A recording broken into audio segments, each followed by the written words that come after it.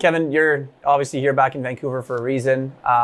This pro camp that's going on right now in support of obviously the TS51 Foundation, but of course Rick Rypien and his legacy and mental health. And more importantly, for you to be here, how much have you grown or how much have you learned and when it comes to mental health and obviously the athletes? Well, I've learned a lot. We've come a long way, and it all started with relaunching mindcheck.ca, and that kind of evolved into Foundry BC, and now we have the Canadian Men's Health Foundation that I'm trying to support as much as possible. And it's all about just health and mental health in men brings stability to families, to communities. It's such an important thing. We're taught from such a young age, at least my generation is, you're a little bit younger than me, but my generation from a young age was taught as men to be strong and to internalize things and to push through them. And that's not necessarily the case. If you have a knee injury or an ankle injury, you're not just going to stay strong and push through it. You're going to go see a doctor. You're going to try to get help. And that's kind of what we're trying to say with mental health. It's the same thing. There's tools out there that can help you, but you have to ask for the help and you have to be willing to accept it. The stigma is being slowly eradicated where it's a weakness. It's not a weakness. It's an illness. It's a sickness. Yeah. You can get help and you can live a happy life. Worst case scenario is a suicide, and that's what we're trying to minimize as much as possible. As sad as it was with Rick, and I still think about it all the time, what could have I done differently? What could have we done? It's something that opened up this whole conversation for me and for a lot of people in BC, and now there's all these great programs that all started from Rick Rypien.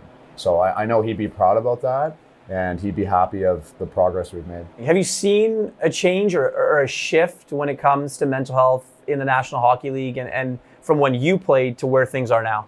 Yeah, there's more of an acceptance from the players when a player is struggling and they have to take a leave of absence or they have to put themselves in the program.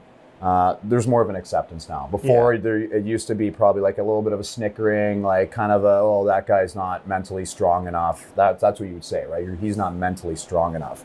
Well, now we know that's not the case. Yeah. So there is a little bit more of an acceptance, and there's still a ways to go in society, I think. But there's definitely been a ton of positives in the last 12, 13 years, and programs like Hockey Talks that sheds light on it and educates people. That's a month-long initiative now that most of the teams in the NHL are celebrating. That helps. That helps a lot because there has to be information out there to educate people about it. Dan Murphy here with a question for Kevin. Who is your all-time favorite Sportsnet personality? And I hope there's some loyalty when you think about this answer. But in all seriousness, are you as proud about the legacy you left with your work in mental health awareness as you are about the legacy you left with your work on the ice, especially in Vancouver? Because I know a lot of people appreciate it. Cheers, buddy.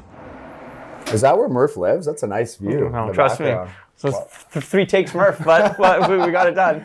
I enjoyed my time with everybody in Vancouver. Yeah. As far as the first part of the question, that whole team was Shorty and Cheech and Murph for years, and then you came in. What an amazing team. And now Dave Tomlinson and Ray Ferraro. I always kind of say that's the number one regional show for sure, and they deserve more national attention. So that's the first part of that. The second part is, super proud of the legacy. It goes hand in hand. I'm proud of the hockey, and I'm proud of the culture that we had, I think, for the 10 years I was here with the Sedins and Burrows and Kessler and Edler and Corey Schneider and all those players. We had such a great cult, Mason Raymond, great culture for so many years. I had people come up to me in Starbucks and say, oh, I loved watching that era.